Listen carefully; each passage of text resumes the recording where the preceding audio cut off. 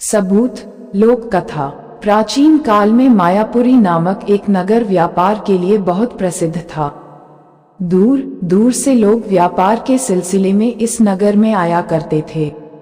एक बार दक्षिण भारत के एक व्यक्ति ने व्यापार में हाथ आजमाने का मन बनाया। श्रीनिवास नामक वह व्यक्ति अपने साथ 500 रुपये की पूंजी लेकर मायापुरी में माल खरीदने के लिए आया। व्यापारिक केंद्रों में ठगों और चोरों की भी बहुतायत होती ही है। एक दिन जब श्रीनिवास अपने व्यापार के लिए माल खोजता हुआ बाजार में घूम रहा था, तभी एक हट्टी कट्टी औरत आई और उसने उसका हाथ पकड़ लिया। बोली, मेरे रुपये लूटकर व्यापार करने चले हो?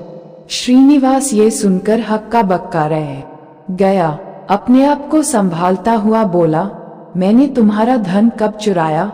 मैं तो कुछ भी नहीं जानता। औरत उसके ऊपर चीखने चिल्लाने लगी। लोगों की भीड़ इकट्ठी हो गई, परंतु किसी की समझ में यह नहीं आया कि दोनों में से झूठ कौन बोल रहा है।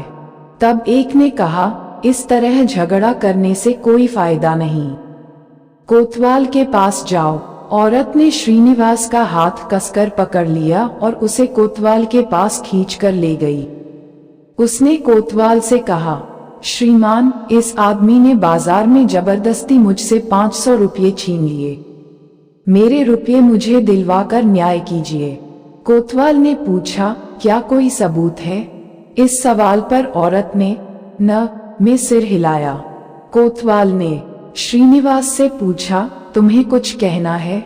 श्रीनिवास बोला, महोदय, मैं व्यापार के लिए सामान खरीदने कल ही इस नगर में आया हूँ।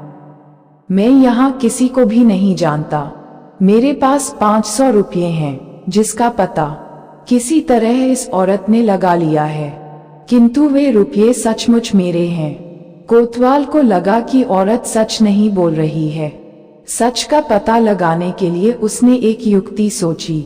उसने श्रीनिवास से कहा, तुम्हारी बात पर मुझे विश्वास नहीं होता। तुम इस औरत का धन लौटा दो, वरना तुम्हें जेल में बंद कर दूंगा।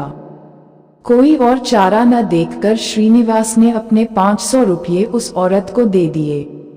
जैसे ही वह औरत रुपये लेकर वहां से निकली, कोतवाल ने श्रीनिवास को बुलाकर धीमे स्वर में कहा, उसके पीछे पीछे जाओ और वह धन उससे छीन लो। कोतवाल की बात सुनकर श्रीनिवास सकपकाया, किंतु कोतवाल ने कहा, जैसा कहता हूँ वैसा करो, मैं तुम्हारी मदद करूँगा। कोतवाल के कहे अनुसार श्रीनिवास उस औरत के पीछे पीछे गया। कुछ दूर जाकर उसने उस औरत से धन छीनने की कोशिश की, किंतु औरत ने उसे धक्का देकर जमीन पर गिरा दिया। दूसरी बार वह फिर उठा, परंतु औरत ने उसे फिर धक्का दे दिया। एक तो वह औरत हट्टी कट्टी थी, दूसरे श्रीनिवास सीधा सादा और मामूली कद काठी का आदमी था। उसे छीना झपटी का कोई अनुभव नहीं था। धन छीनने की उसकी सारी कोशिशें बेकार हो गईं। एक बार फिर उनके आसपास भारी भीड़ जमा हो गई। वह औरत श्रीनिवास का हाथ पकड़कर उसे खींचती हुई फिर कोतवाल के पास ले आए और कहने लगी, श्रीमान जी, थोड़ी देर पहले आपने इस आदमी से जो धन मुझे दिलवाया, उसे यह आदमी मुझसे फिर छीन लेना चाहता है। कृपा करके मुझे बचाए। क्या तुम सच कह रही हो? क्या किसी ने ये घटना देखी? कोतवाल ने पूछा। इन सभी लोगों ने ये घटना देखी, आप खुद इनसे पूछ लीजिए। औरत ने पीछे पीछे आई भीड़ की ओर इशारा करते हुए कहा, इन सब से पूछने की जरूरत नहीं है। तुम मुझे बताओ कि क्या इस आदमी ने तुमसे रुपये छीन लिए? कोतवाल ने पूछा। नहीं छीन पाए श्रीमान, मैंने इसे ऐसा करने नहीं दिया। मैंने इसकी सारी कोशिशें विफल कर दी। औरत गर्व मिश्रित स्वर में बोली, मैंने भी यही सोचा था। तुमसे धन छीनने की शक्ति इस आदमी में नहीं है, यह इन सब लोगों ने देखा है। कहते हुए कोतवाल ने सवालिया नजरों से भीड़ की ओर देखा। सच कह रहे हैं श्रीमान, भीड़ में से एक दो लोग बोले। कोतवाल औरत से आगे बोला, पहली बार तो तुमने कहा था कि इस आदमी ने तुमसे रुपये छीन लिए। उस समय किसी ने भी नहीं देखा था।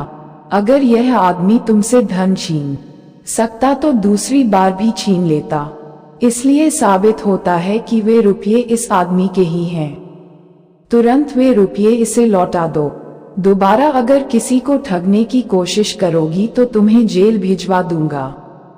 जेल का नाम सुनते ही औरत डर गई और उसने चुपचाप श्रीनिवास के रुपये लौटा दिए।